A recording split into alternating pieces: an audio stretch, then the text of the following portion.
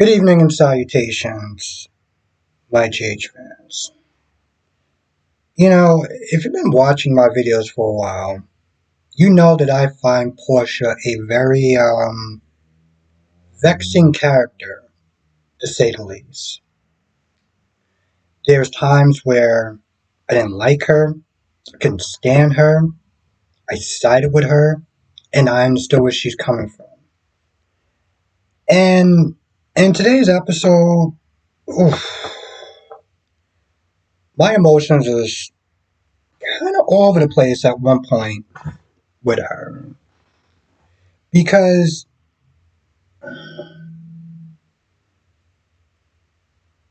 okay, so Rick tells them that, Heather is going to be released tomorrow, and some of the stuff that he's saying is not really adding up, right? Let's just put it this way. Rick, in a lot of ways, didn't even need to be there. He really didn't. Because, in all reality, he knew what he was getting himself into the minute that he was going to go there and tell them the news. Hell, that's the reason why he was trying to get Liz there to act as a buffer. So in reality, you knew exactly what was going to wind up happening from start to finish. There was no point of you actually being there because they were going to find out anyway.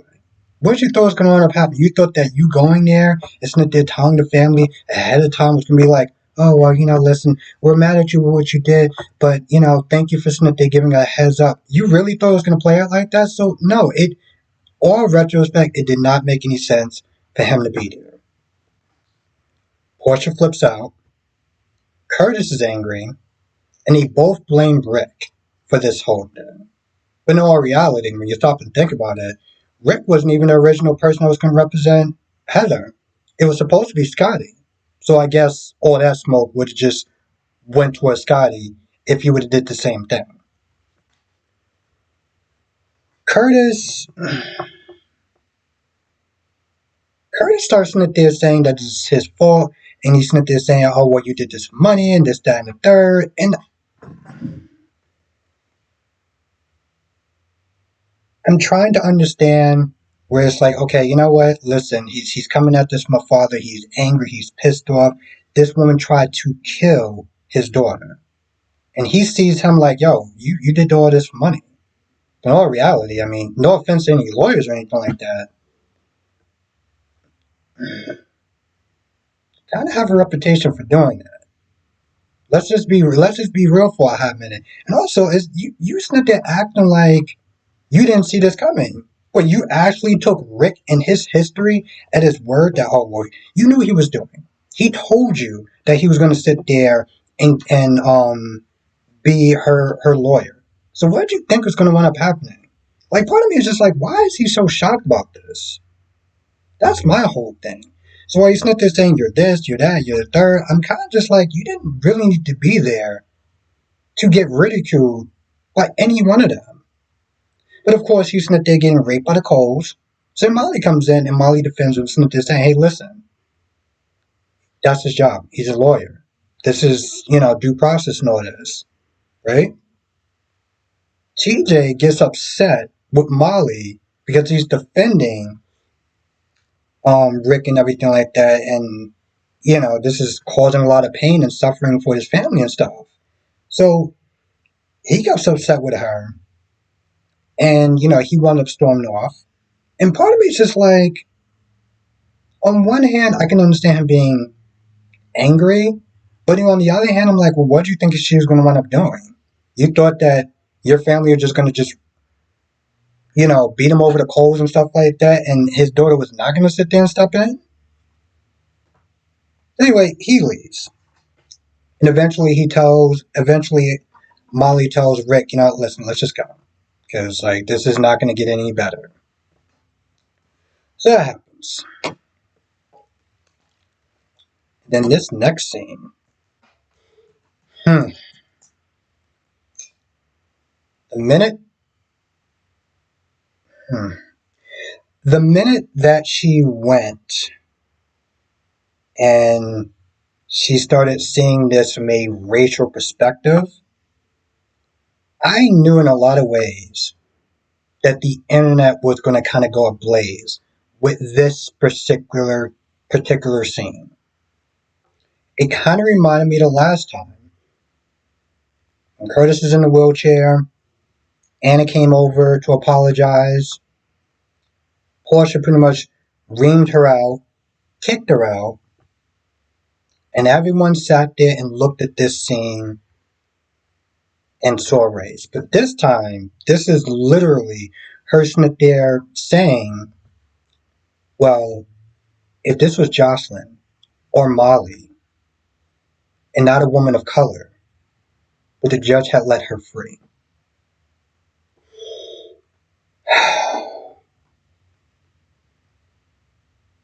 Now, in a lot of ways, I felt like she was out of pocket for that. And I'm saying that because in this particular case, this wasn't about color. This was about the judge looking at the evidence and sitting there saying, well, she only started acting all crazy because of those, the metal in her system. Metal's not in her system. We got to sit there and let her go.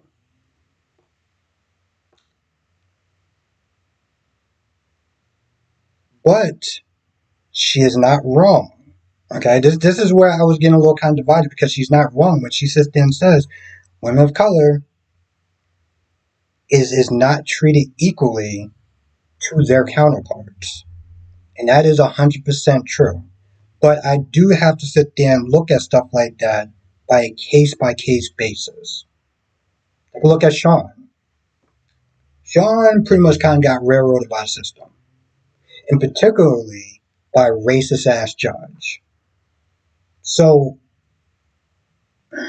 ultimately, when it comes down to it, even though that she was kind of out of pocket about that particular comment, let's just not all forget that the law, justice, and people of color have never exactly been treated equally. So in some ways, I get where she's coming from, but in this particular case, I did felt like, yeah, bro, that was out of pocket on that part.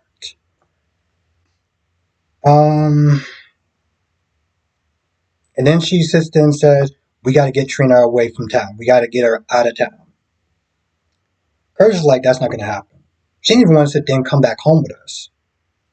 And I kind of skipped that part, but long story short, she doesn't want to be a victim. She doesn't want to sit there and let fear, particularly Heather, dictate her actions because that's how she was before with Esme and everything like that, and she ain't going backwards. And I get that. So Curtis is like, that's not going to work. And Curtis is like, yo, you know what? Listen, we're not going to have Trina leave. No, no, no, no. We're going to have Heather leave. You leave that up to me. Okay. Now, Trina is a lot more bothered by this than she's letting on to her parents. Gio comes over, and probably for the first time in a long time, he actually had a good scene where he was, useful. So he talks to her, and one of the advices that he gives her is a way to express her feelings and her emotions through music. He even offers to, sleep on the couch or whatever just to make her feel a little bit safe because she has so many locks on that door. And when she opened the door, I think she had, I don't know what kind of item, I don't know what kind of object that is, but whatever it was enough to sit there and do some real damage to either Heather or God knows who else.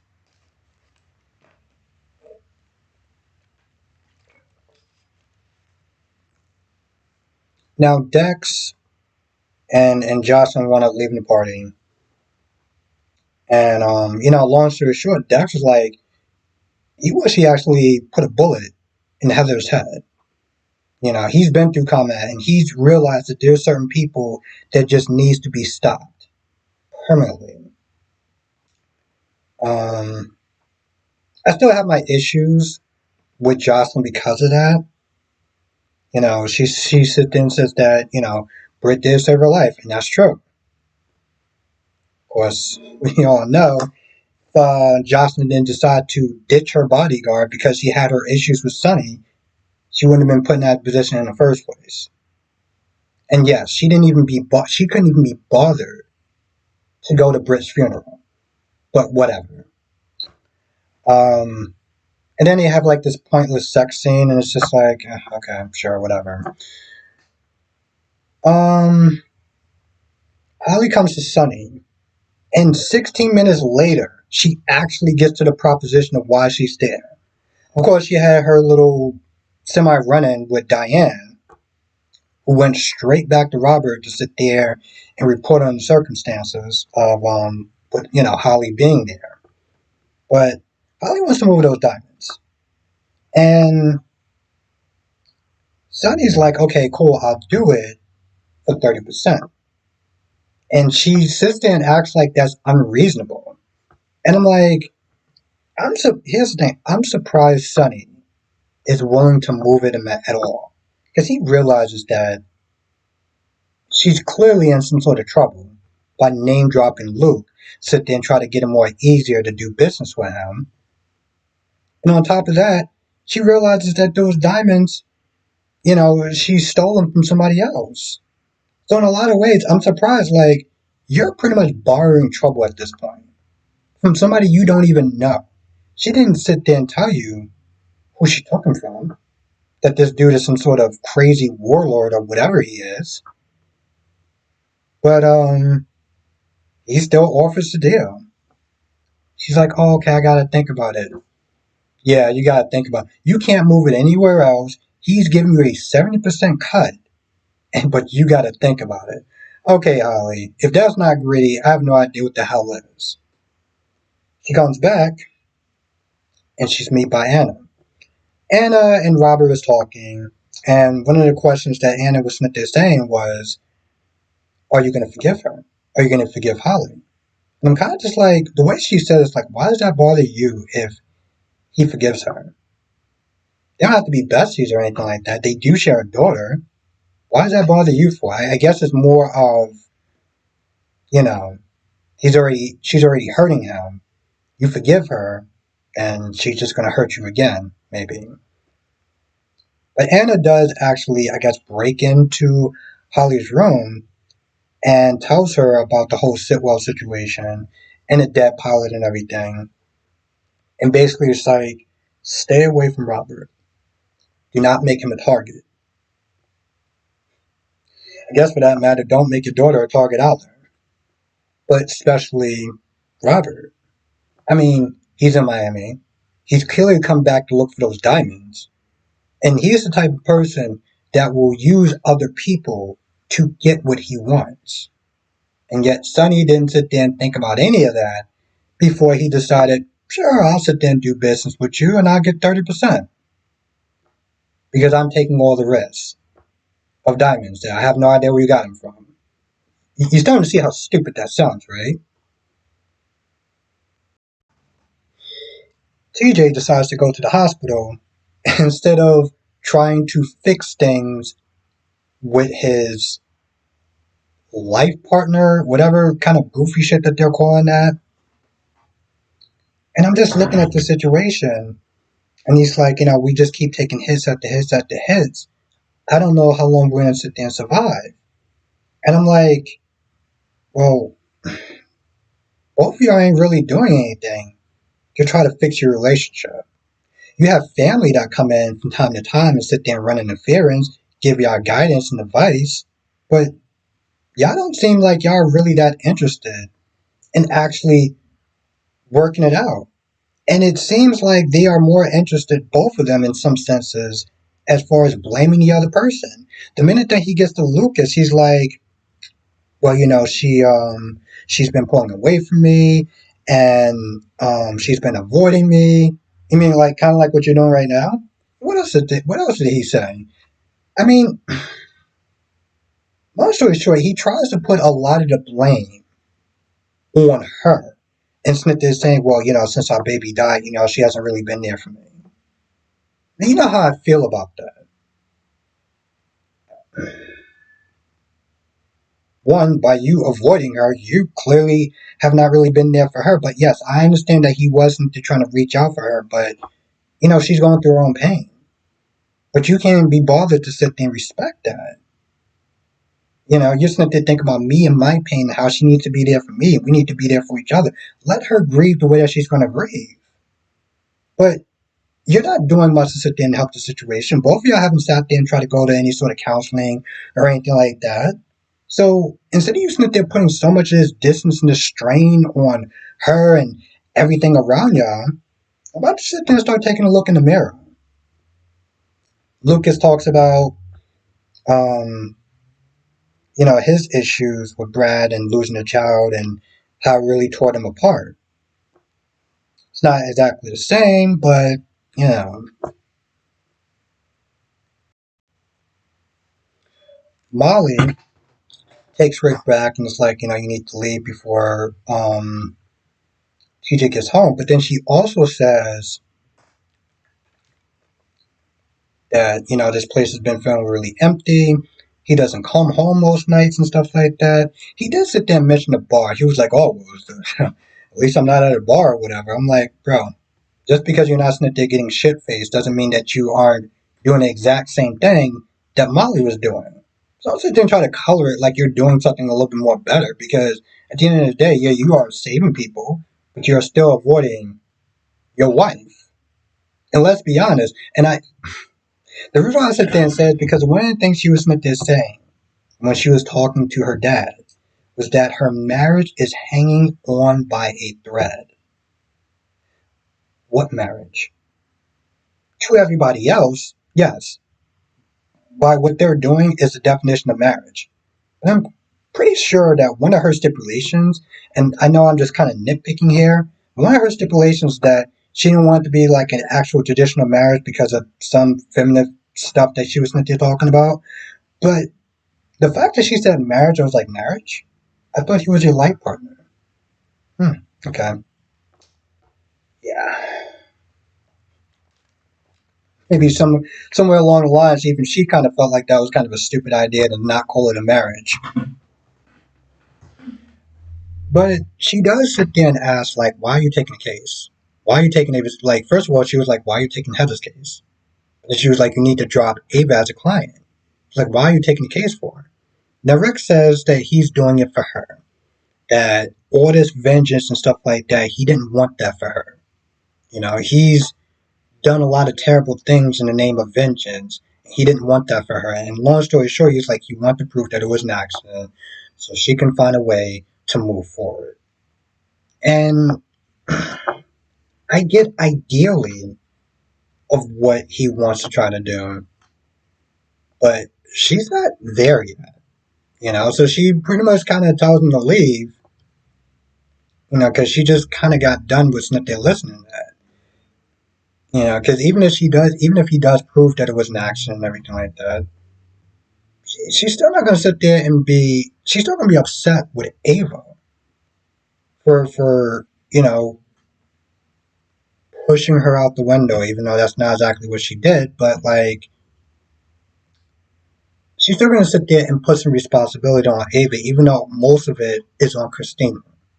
So it's not going to really do much of anything. I'm like, maybe counseling would, but I mean, she's not even going to bother to go to counseling for her marriage since that's what she called it. So I doubt she's going to sit there and go to any sort of therapy to deal with her grief. So yeah, most likely their marriage is going to implode. And like the internet is they're saying, Molly and TJ, Molly and Dex. Yeah. The stuff with Diane and Robert, because I kind of forgot to sit there and talk about that, didn't really add to much of anything. Diane was just sit there saying that she saw Holly and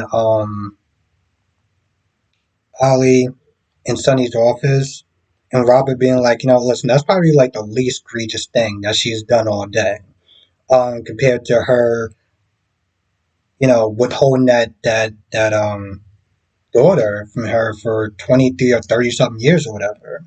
Because yeah, there was a time period where he was dead, but there was way too much time afterwards where she could have said something. But at least Robert does sit there and look at one positive when he was sitting there talking to Anna, is that Robin always wanted a sister. And now she has one. And a cousin. Yeah, and a cousin, which is Cody. Oh, well, never mind. I think she already knows about Cody. Maybe. I don't know. Wow, this review lasted way longer than I wanted it to. So I'm going to end it right here. I'm going to end it right here. There's probably some more stuff that I didn't get into, but that is just the main general stuff that wound up happening in the episode. Anything else happen? Write in the comment section below. Better yet, come to the live stream tonight, 8 p.m. Eastern, 5 p.m. Pacific. We'll talk about all the shows, General Hospital, Days of Our Lives, Born to Beautiful, and Young and Restless. And one question that I want to sit there and ask, by me asking it, I don't mean we are tearing each other up in the comment section. Okay? We can all simply agree to disagree. Now, for me personally, like I said, and I stand by this, and maybe somebody could sit there and tell me, well, I'm wrong, without actually trying to tear me to shreds. Maybe just educate me.